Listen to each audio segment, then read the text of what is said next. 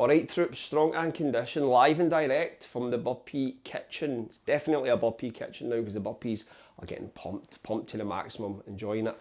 But that's a different video for another day. So listen, right, this is the deal, right? This is the deal. There's just some of us out there that are neurotic about training. And what I mean by that is that if we don't train, we get antsy. Now, here's the end game if that's you, right? If that's the case. There's only two ways you can go about this, in my opinion, or there's two strategies that I deem most effective in my personal experience. And this is the first one is stop training, quit and find something else. Stop it just because if it's getting too stressful, stop it and find something else to do in life because stress isn't worth it. Stress is bad. Sometimes it can be good. The second option is that you need to diversify. You need to diversify your options. Now that's the basic premise, but let's get deep into that. Right. So here's what makes me come to this realization. I work in a gym, right? And I forget that. Like, I give you guys content, I talk about fitness. I actually work in a gym, and I've worked in the gym industry for probably the last 20 years of my life. Mostly as a guy on the floor. I see it. I see the commercial gym floor. I've seen it for 20 odd years, man. Like, and when it's your job, you sometimes forget, right? You forget what you're taking in.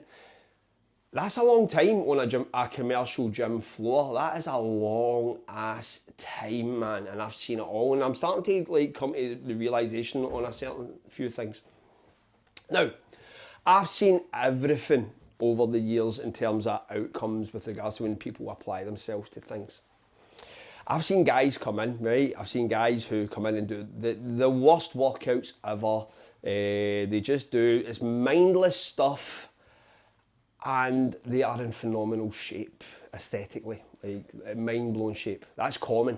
I've seen guys come in and do workout splits which have been deemed ineffective and they're not deemed optimal and they don't fit along the scientific guidelines. And these guys are in tremendous shape. Absolutely tremendous shape. I do fitness classes as well, and there are... So, case in point, there's a woman who I know through my job, and she's a pole dancer. She doesn't do any weights or anything like that to my knowledge, and she's jacked. She's absolutely jacked. Utterly jacked. Like, she would put most guys to shame. Like, a tremendous physique, like, from a jacked perspective. Insane. So, and she's in tremendous shape, right? So the point I'm trying to make is there's a lot of people who do things that people would deem stupid, but they're in tremendous shape. So everything works to a certain degree. Everything works, right? So when you realise that everything works, and I mean in the context of getting you in shape, right? I'm not talking about getting you on a bodybuilding stage or becoming like a burpee, like busy dad level 5 practitioner, just to give you a kind of example of the scale. But they're in tremendous shape, they look good, they look great for their age, they look younger than their age, they move well, they're in great shape. So everything works when you do it on a consistent and regular basis, but that's something we already know. So we then have to look at the idea of training to combat neurotic behaviour or being anal about things. Like having a set routine that you must adhere to. You need to kind of just start to become a bit more diversified in your options, because ultimately with exercise, you realise that we always have these preconceptions going into a workout, particularly the guys like me who have a bit of training ADHD, who find it hard to stick to things long term. And you become dogmatic in your thinking and you think, this is the only thing that can get me a result. This is the only thing that I can get an outcome from. Everything else doesn't work as well as this. And that's the problem with being too goal orientated as well, is that you need to do things a certain way to get a certain outcome. When really you need to be chasing the feeling. You need to chase the feeling that we get after a workout of sorts. Now, if you are a bodybuilder, for example, and you are like knee deep in a bro split and you can't access a gym, you're going to be in a bad mood. You're like, ah, shit, man. You start to think that your gains are disappearing. That's normal for a lot of people. Not everyone, but a lot of people. If that guy is to do 100 burpees, right, and he's never done 100 burpees, he's going to be like, burpees are a waste of time. They don't build muscle. They'll make me lose muscle. I don't see the benefit, whatever, right? But then that one guy will do the burpees. He'll do the burpees and he'll just go for it. And see, at the end, he'll be high as a kite and he'll be like, what was that, man? That was insane. Like, where did this feeling come from? Boom.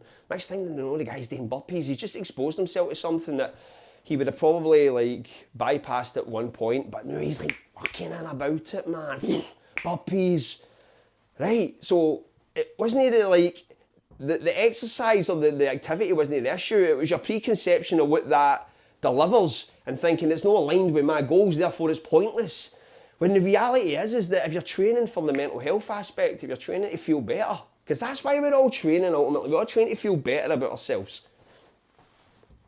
then 100 burpees is going to make you feel high as a kite, man, high as a kite. And that's the gateway drug, man. So that's why you need to then start to sort of broaden your horizons and start to think, I'm going to go for a run today. I'm going to do 100 chin-ups. I'm going to do like a leg body weight squat because I can't access a gym. Because the end game is this. The end game is having that intuitive approach where you do something on any given day just to scratch the itch and the voice in your head. That's the end game of training. That's where we all end up. Because we're looking for that, how to feel good. We just want to feel good about ourselves. Because that's where it all starts with. If we're feeling good, then our actions start to reflect that. We start to have better interactions with other people. We start to have a more positive outlook in life. We look to provide value to the world. We look to share things with the world. We want to help people get better. And that comes from feeling good. It doesn't come from looking good. It doesn't come from, it just comes from feeling good. And exercise makes you feel good. Therefore, the end game is how to feel. We need to feel a certain way. Burpees are one of the classic examples of achieving that feeling. That's why the burpee guys get into this. No one tells you about this. No one, it's like we see the burpees, we see the funky burpees, we see the guys out there, the Ikrams, the Gastras, we see them banging out high sets, the iron wills, bang, we want a bit of that action, man. But what we don't like account for at that given moment when we first enter this world is that feeling that we hit that burpee high. The burpee high is, it's phenomenal. It's phenomenal, man, and that's why we chase this game. So that is the end game, man. The end game is, this is all about making you feel good. And if we diversify our training options and do not have a narrow dogmatic viewpoint of what these options can deliver, then we are opening up the box of toys. Like we have went from a box of toys in a room to like Charlie Chocolate Factory toy level caper. I don't know, man. So that's the end game, chaps. That's the end game, troops, man. It's a big world out there, guys. There's no time to kind of just throw things to the side. It's time to kind of diversify your options in this game, because if you do that, then your fulfillment is going to increase. Guys, there you go. We Saturday video for you. Anyway, guys, listen, man, more content ready to hit, man. Just getting the burpees out there. The burpees and the kettlebells, I'm starting to find that combo. The burpees, the kettlebells and the assault bike is brutal. If I can get a chin-up bar in that living room, right, if I can get a chin-up bar, that's a home gym, man. I'm trying to figure it out. So if you've got any comments, guys, about how I can implement a chin-up bar, and no one of these crappy door frame ones, they're crap, but like a freestanding one, I'm not bolting something to the wall, man. I stay in a building. So, help me out, guys. Help me out, troops, man. Anyway, pleasure. Thanks for staying strong and thanks for staying conditioned.